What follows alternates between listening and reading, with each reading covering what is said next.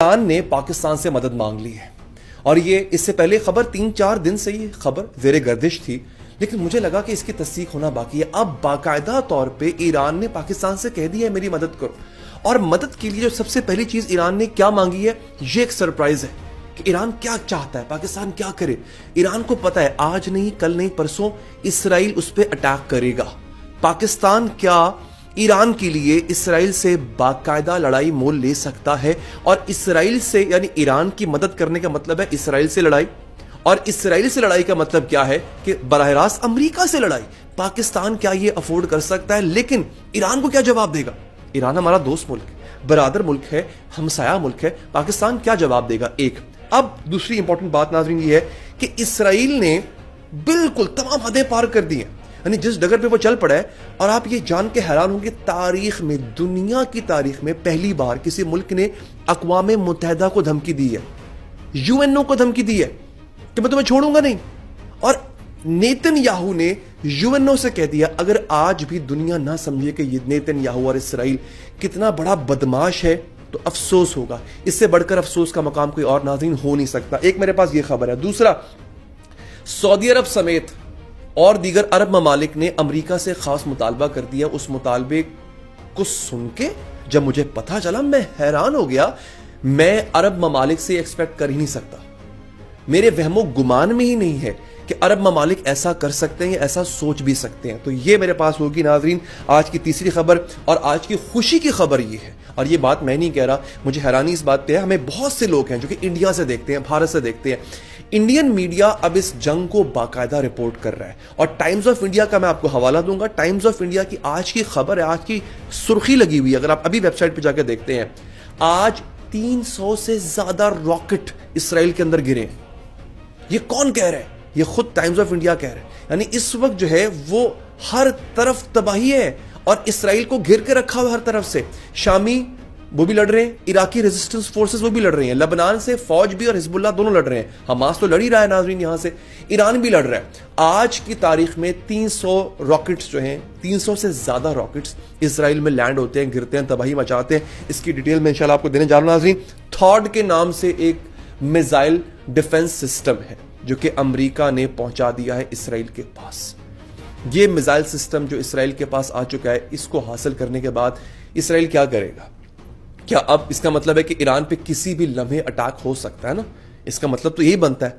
तो ये अटैक जो होने जा रहा है, ये कितना बड़ा अटैक होगा? ये थॉड क्या है? आप जान के हैरान होंगे। थॉड के नाम से एक मिसाइल डिफेंस सिस्टम है। अगर इसराइल इसका इस्तेमाल करता है, जो कि अमेरिका ने अब पहुंचाया है, इसराइल को अब दिया है, तो वो क्या करेगा? और उसका मुकाबला अगर रूस के S-400 से होता है, जो कि एक सिस्टम है, डिफेंस सिस्टम है, मिसाइल डिफेंस सिस्टम है, रूस का बनाया हुआ, दुनिया का बेहतरीन मिसाइल डिफेंस सिस्टम है, जो कि रूस ने ईरान को दिया है। जब इन दोनों का मुकाबला होगा तो जीत किसकी होगी? जीतेगा कौन? कौन सा हथियार ज्यादा ताकतवर है? ये मैं आपको आज की वीडियो में बताने जा रहा हूं नाज़रीन।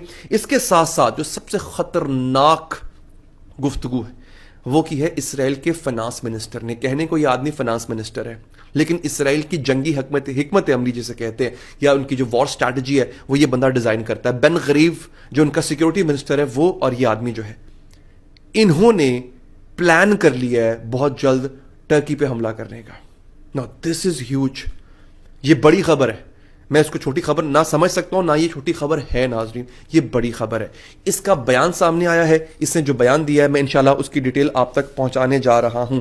अच्छा, सबसे पहली खबर तो आप जरा वो लोग लें जो हिंदुस्तान पाकिस्तान से हमें देख रहे होते हैं। अब डिफेंस पाकिस्तान नामी अखबार है, वो कह रहा है कि और ईरान स्पेक्टेटर जो है वो इसका सोर्स है, वो ये कह रहा है कि Iran has officially submitted a request to Pakistan for the purchase of 40 JF-17 block 3 aircraft. Pakistan का जो बेहतरीन एयरक्राफ्ट है ना, जो पाकिस्तान ने खुद बनाया चाइना की मदद से, वो है JF-17 थंडर। उसका जो लेटेस्ट वर्जन है वो है JF-17 ब्लॉक 3। ईरान ने ख्वाहिश जाहिर की थी पहले कि हम वो खरीदना चाहते हैं। अब बाकायदा तौर पे ईरान ने इसकी ऑफिशियल रिक्वेस्ट जो है, इसकी जो अर्जी है, वो डाल दिया कि मुझे जहाज चाहिए एग्जैक्टली। और कितने चाहिए? 40। और 40 जहाजों की अर्जी ही ईरान ने रूस को दी थी, Su-35 जहाजों की। यानी कुल मिला के 80 जहाज। JF-17 थंडर चाइना का बेहतरीन जहाज है।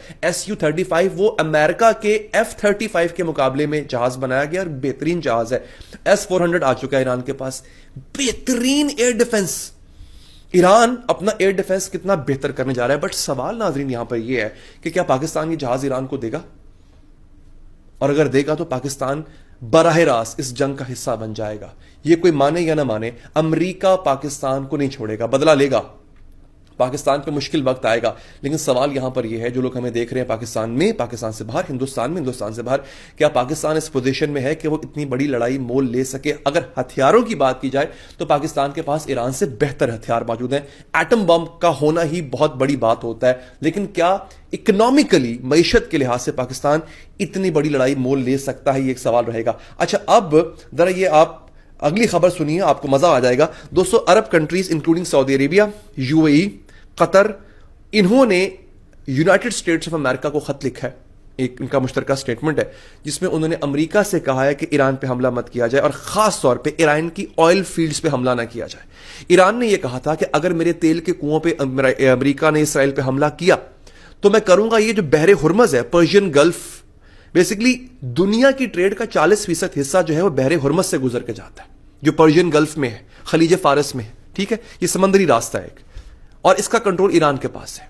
ईरान कहता है कि अगर मेरे ऑयल फील्ड्स पे, मेरे तेल के कुओं पे हमला हुआ, मैं वो हिस्सा चोक कर दूंगा। और बड़ा पतला सा, बड़ा नैरो सा रास्ता है वो, मैं चोक कर दूंगा, मैं बंद कर दूंगा। और अगर वो बंद हो गया दोस्तों, यूरोप पूरा तेल को तरसेगा।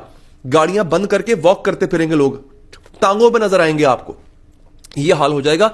ईरान के पास तेल इतना नहीं निकलता वहां से, लेकिन वो हिस्सा जहां से दुनिया भर का तेल गुजरता है, उस हिस्से पे ईरान की हुक्मरानी है। तो इस डर से कि दुनिया में जो ऑयल की प्राइसेस हैं, जो तेल की कीमतें हैं, वो आसमान को छूने लग जाएंगी, अरब कंट्रीज ने कहा है भाई जो भी करना ये काम ना करना, ईरान के ऑयल के कुओं पे, तेल के कुओं पे, ऑयल रिफाइनरीज पे हमला मत करना। एक बड़ा अमल है जो सामने आया है नाजरीन। अच्छा, इसके साथ साथ टाइम्स ऑफ इंडिया ही कह रहा है कि 300 मिसाइल मार दिए गए हैं। अच्छा, ये जनाब फाइनेंस मिनिस्टर है, इसका नाम है बेजिल स्मोट्रिच। इसका बयान सुन लीजिए। वो कहता है कि I tell the Turks that the Istanbul will soon become the capital of the Jews, all you have to do is to wait for our surprise. वो कहते हैं बहुत जल्द हम आपको एक सरप्राइज देने जा रहे हैं। तुर्कों को कहा है कि हमारा इंतजार करो, एक सरप्राइज आने वाला है। इस्तांबुल जो है वो इसराइल का दारुल हुकूमत, इसराइल का कैपिटल होगा। यानी इसका मतलब है कुछ ना कुछ तो प्लान किया हुआ इन्होंने, और बहुत ही कुछ गंभीर और बहुत ही कुछ बड़ा प्लान किया हुआ इन्होंने। नाजरीन, इस सबसे बचने का तरीका क्या है? इस सबसे बचने का एक ही तरीका है, इजराइल के जो अजायम है वो सिर्फ और सिर्फ, या उसका जो प्लान है वो गजा तक महदूद नहीं है। आप सबको इकट्ठे होकर इसराइल को वहीं पे कंटेन करना होगा। आज गजा की बारी है, कल को तुर्कों की बारी होगी, फिर शाम की, फिर सऊदी अरब की, पाकिस्तान की भी हो सकती है बारी। इसको कंटेन करना पड़ेगा यहीं पे।